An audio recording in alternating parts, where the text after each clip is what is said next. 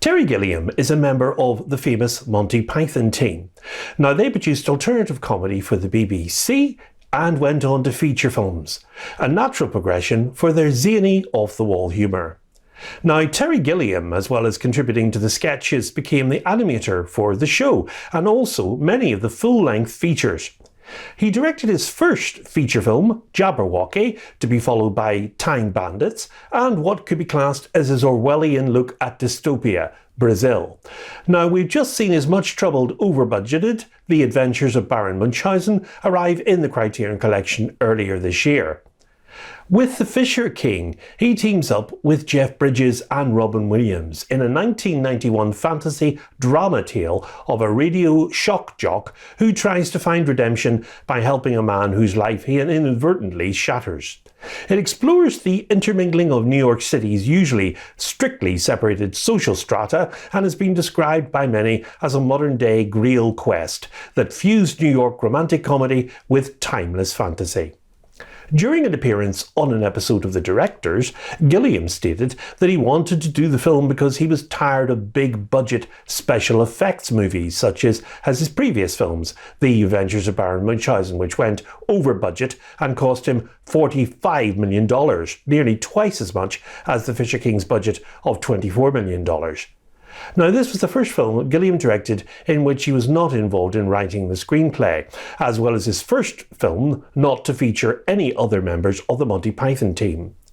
Working for the first time from a script written by someone else, a then relatively unknown young writer named Richard LaGravenese, who would go on to become one of Hollywood's biggest screenwriters, the director created a film that took the textures of contemporary New York and gave them a magical spin, inventively balancing LaGravenese's interest in character and dramatic realism with his own dark visual sensibility and penchant for social satire.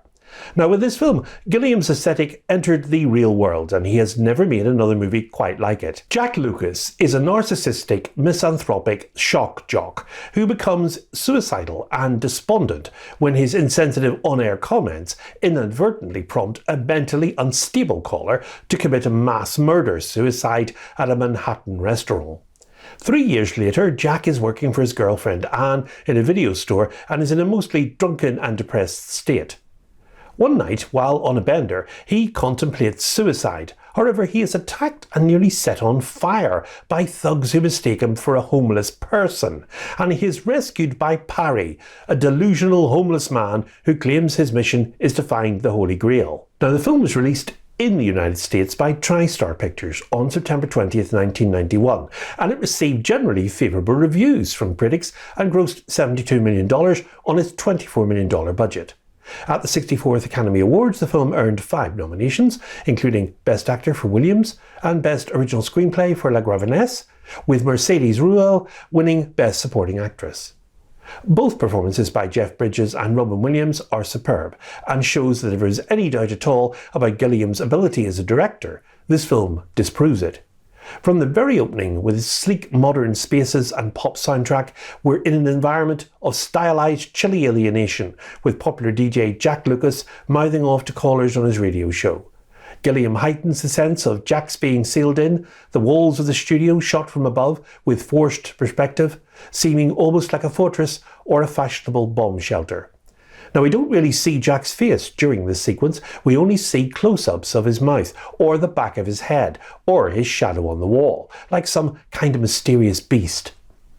Now, I can't omit mentioning the film's most celebrated scene, and that, of course, is a dreamlike reverie in which the mass of rushing, faithless commuters in Grand Central Terminal suddenly start waltzing with one another.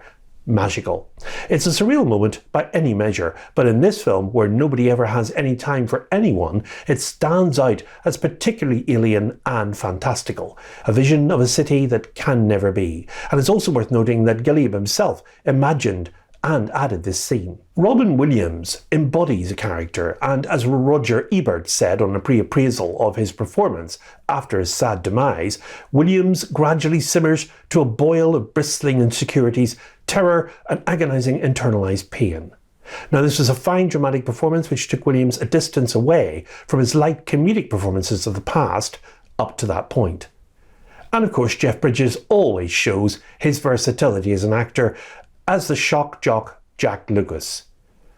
Jeff Bridges and Robin Williams are supported by an excellent supporting cast consisting of Mercedes Ruehl as Anne Napolitano, Amanda Plummer as Lydia Sinclair, Michael Jeter as the homeless cabaret singer, David Hyde Pierce as Lou Rosen, Lara Harris as Sondra, Harry Shearer as Ben Starr, Kathy Najimy as crazed video customer, John Delancey as the TV executive, and Tom Waits as the disabled veteran. This 4K UHD upgrade is very impressive, and because of the Dolby Vision grading, the Red Knight's arrival is breathtaking. The film still very much looks like a 1990s movie, but the colour saturation is vastly improved and shows no evidence of any digital tinkering, compared to the 2015 US Blu-ray, which was taken from a 2K restoration. Now this is a new 4K restoration approved by the director Terry Gilliam with a 5.1 surround soundtrack. There of course is one 4K UHD disc of the film presented in Dolby Vision HDR and a second Blu-ray disc with the following special features.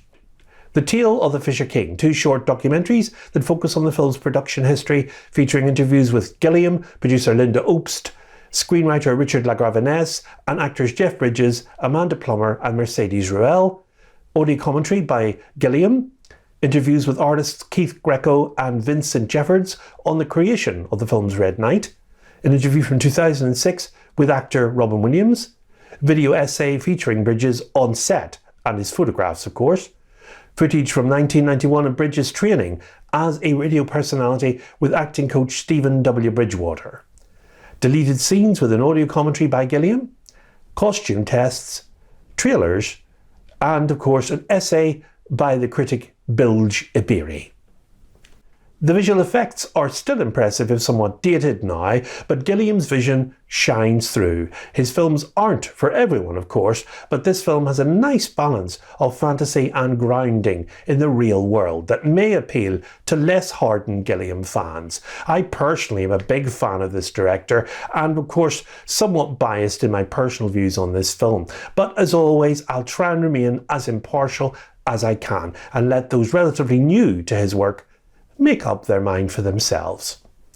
The singular American Odyssey features a witty script by Richard LaGravenese, evocative cinematography by Roger Pratt, and superb supporting performances by Amanda Plummer and an Oscar-winning Mercedes Ruehl, all harnessed by Gilliam into a compassionate, funny modern-day myth.